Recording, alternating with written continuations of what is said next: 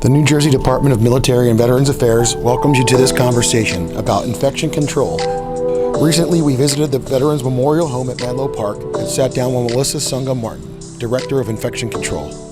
So you are in charge of infection control. I oversee infection control, yes. What is infection control exactly? So infection control is basically ensuring that not only the staff, but the residents are kept safe from any infections, and how that happens is we practice good hand hygiene, follow the CDC recommendations as well as the Department of Health recommendations. How extensive is that? Very extensive. It's very extensive. There's different types of precautions. We have standard precautions, which basically we treat all of the residents as if they have that they're infectious, to ensure that they are kept safe. It's formally known as universal precautions. Then we also have contact precautions, and that's when a resident has a multi-drug resistant organism, and there's a time limit on it, and they're kept in isolation in their room, in a private room, preferably, to ensure that it mitigates the spread of the infection. We also have enhanced barrier precautions, and what that entails is any resident that has been colonized with a multi-drug resistant organism is placed on these precautions. It's to ensure that they don't have a recurrent infection. Also, if they have wounds, and any indwelling medical devices, which are Foley catheters, G-tubes, central lines, but they don't have to be, they don't have to stay in their rooms. They're allowed to participate in any activities. In addition to precautions, what software options are available to assist with infection control? Yes, they use Infection Watch, and the Infection Watch is where you enter in all the infections, all the antibiotics that's used, so that you can monitor all of the antibiotic usages. When was this implemented? This was implemented actually before I started here. Discuss the impact of infection control and how it contributed to the 5-star rating of the home. So by following the regulations regarding related to infection control, we were able to get the facility out of outbreak, the initial outbreak.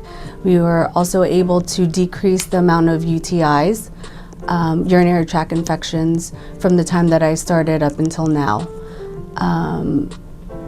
When I first started, there was a large amount of urinary tract infections, and I was questioning why, but once we looked into the cases, we understood the reasoning on why, and we were able to fix it. Oh, and also regarding COVID, what we did was we basically were cohorting all of the residents that were testing positive onto a separate unit that's basically on the ground floor, on another floor, away from the rest of the other residents. Anyone that was having any respiratory symptoms, we would test them. We would do cohort them as well. We would monitor their symptoms and do the testing as per the recommendations of the Department of Health. What is your number one priority when you get to the office? So as soon as I walk in, my priority is to review the nursing supervisor book to see the communication, to see what's been going on within the last 24 hours or the last 72 hours if I'm coming in on a Monday, to ensure that any follow-ups that need to be made are made up as soon as possible to prevent any infections or to prevent any hospitalizations, because we do want to keep the residents here within house and prevent hospitalizations. It's really clinical based, making sure that we can just prevent UTIs, dehydration, any respiratory infections, any basically any infections. Infection control is a big part of the care at the facility. Are you looking forward to the electronic records transfer? So what's exciting is that we no longer have to look in a book or on paper, but now we're looking forward to the NTT EMAR. Can you explain what MTT EMAR is, or MTT EMAR? It's an electronic medical record that has all of the information regarding the care of the residents. That includes nursing progress notes, eventually the medication administration, treatments, everything will be transitioned into the electronic medical record. Can you track infection control across the facility? Yes, we're able to track any antibiotic usage where that will relate, it will be in alignment of our antibiotic stewardship, which ensures that the residents are on the most effective and appropriate antibiotic to prevent any multi-drug resistant organisms, because in a nursing home, believe it or not, it's 40 to 75% of misuse of antibiotics, so it will definitely help with tracking. When you're able to solve an issue and prevent and control infection, is that gratifying, and what is your favorite part of your job? It's actually a very rewarding job to find. One thing about me is that I'm all about, if there's a problem, I always believe that there is a solution to every problem. And however I get to it or the team gets to it, we'll be able to make sure that we get to that resolution. Can you describe the team that you work with?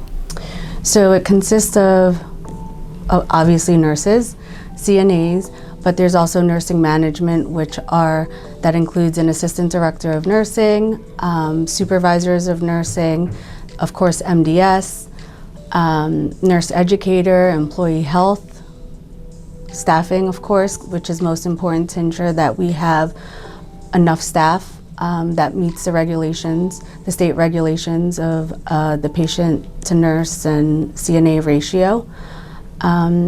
And of course administration, it's interdisciplinary. So you have social services, administration, even maintenance and housekeeping, and of course IT activities as well.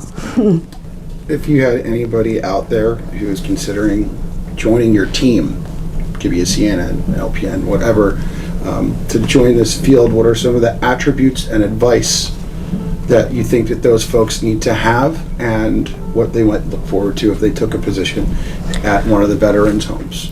So I do have to say, the first time I walked into the veterans' home, it's a beautiful facility. You have so many resources. The staffing ratios are always meeting. They're never working short. It's a very healthy environment to work in. Most especially, everyone just has been here. Their turnover is very minimal. The staff here have been working here for a very long time, so the longevity and the stability is definitely here. Most importantly is they do have a pension and the benefits. There are a lot of benefits for working with the state, and to be honest with you, in my 16 years of being in the nursing home in long-term care, this is one of the best nursing homes I've worked in. Can you tell us a little bit about yourself and your medical career? I was actually first LPN, started off as an LPN, and then worked as an LPN for 5 years, and I ended up loving the profession, so then I decided to become a registered nurse. And then from there, as soon as I became a registered nurse, that's when everything just fell into place. I've been a director of nursing. I've actually been a nurse in total for 16 years, and then a director of nursing for 5. And then I decided to become a nurse practitioner. That was Melissa Sunga Martin, Director of Infection Control at the Veterans Memorial Home in Menlo Park. The New Jersey Department of Military and Veterans Affairs thanks you for tuning in and hopes that you will join us during our next conversation regarding the Veterans Memorial Homes throughout New Jersey.